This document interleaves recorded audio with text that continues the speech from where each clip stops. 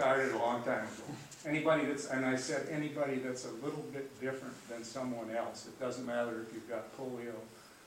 And one girl, fourth grade girl, said, and she started crying and she said in front of her class, you know, I'm different.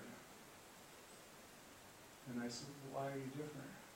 And she said, well, I have to take my insulin every day, and I have to inject my insulin because I'm diabetic.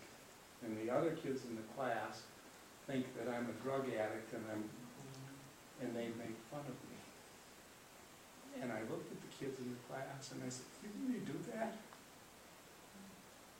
And some of them started nodding, and I said, "You know, everybody needs an advocate. Do you all know what an advocate is as a fourth grader?" And they said, "Yeah." I said, "Well, what is it?" "That's somebody who helps somebody else." That was their definition. I said, she could use that help. You shouldn't be making fun. You know what diabetes is?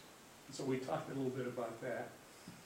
And she, after I got home, I got letters from all these kids thanking me for coming. And she wrote, and she said, "Everybody has been so nice to me since we talked." And then she said, "Mr. McDunn, do you think when I'm as old as you are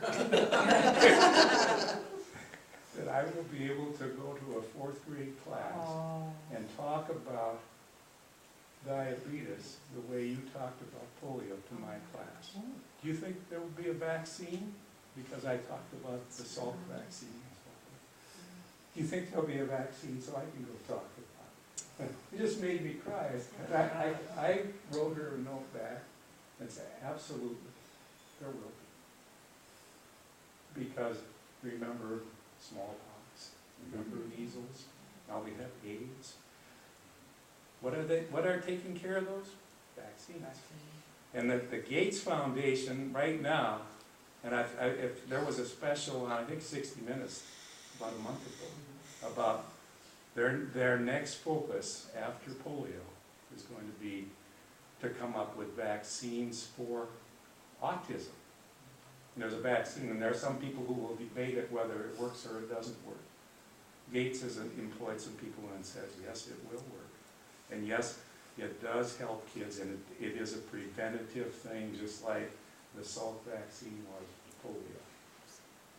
Vaccines can help a lot of things. I never had to take the Salk vaccine, because I had it, I was immune. But that's the interesting thing. I'm scheduled for 3 more of these kids. I can't say no. But I was just telling this group when we were talking about projects, those kids, the 4th grade kids, and I haven't heard from Churchill where they are with their project yet, but they're raising money. But these little 4th graders, great, Judy, you were at the meeting. The two of the 4, and this is something you may want to do from a marketing perspective too.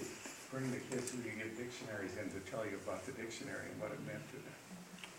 We had 2 of the kids that participated. One was my next door neighbor who I didn't know that he was in the class, but he was there, he and his mom. But the kids raised about almost, was it $500? Yeah, $500. And the parents matched that, and the PTA matched that, and our club matched that. And we had over 1,000, I think it's 1,200, and the last number I got from Glenn was over $1,270. Is that was the total? For the total, just for that project. I thought it was more than that, but it might be close to 2,000. Churchill, you mean? No, this is Irving Elementary School, part of Bethel, and Churchill I haven't gotten a number yet, but.